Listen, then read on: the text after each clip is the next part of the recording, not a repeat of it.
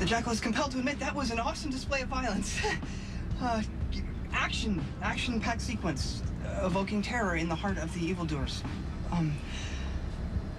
But Stone Cold must be commended for ultimately allowing the park predators to live, because, I mean, they were bullies, and they were cowardly to threaten the maternal one and her offspring.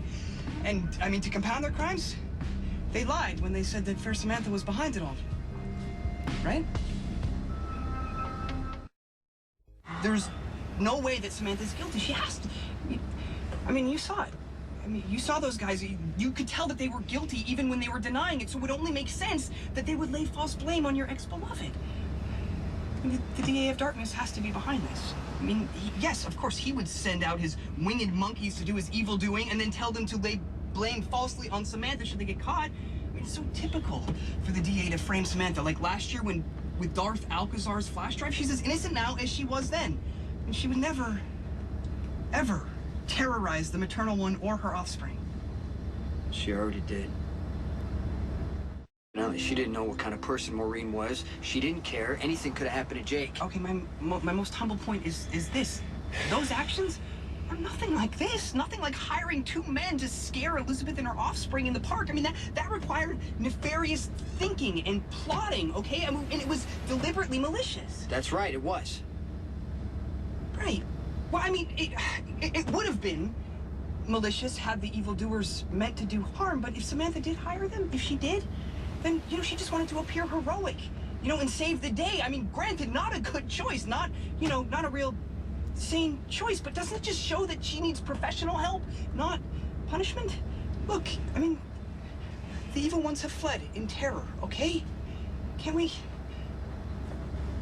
just stop chasing this and call it past tense?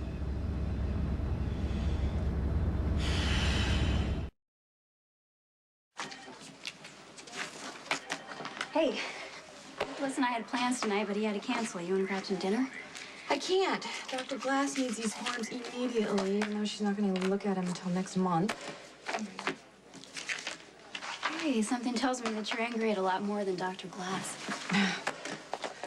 Went to see Sam to talk about what happened in the park with those thugs, and when I got there, Lucky was with her. In Sam's home? Mm-hmm. That was my reaction, too. And it turns out that Lucky has accepted a job as Sam's bodyguard. Oh, okay, wait.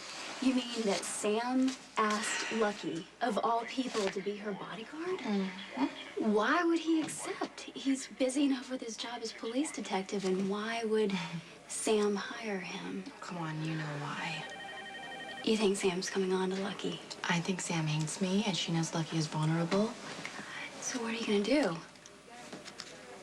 After everything that's happened, I don't even know if I should object.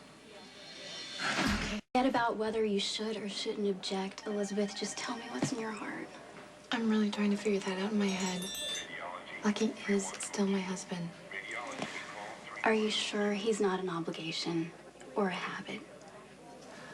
I've been faithful to Lucky ever since that one night I spent with Jason last summer. Physically faithful, yes, but there's such a thing as emotional infidelity, Elizabeth. I'm not judging you. I'm just trying to be honest about what I see.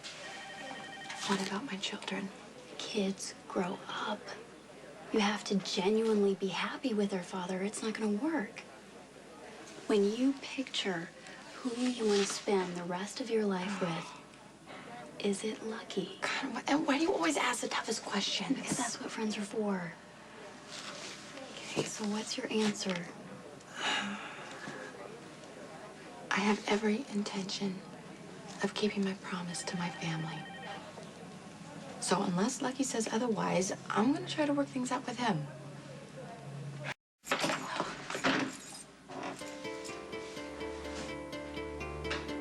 We need to talk.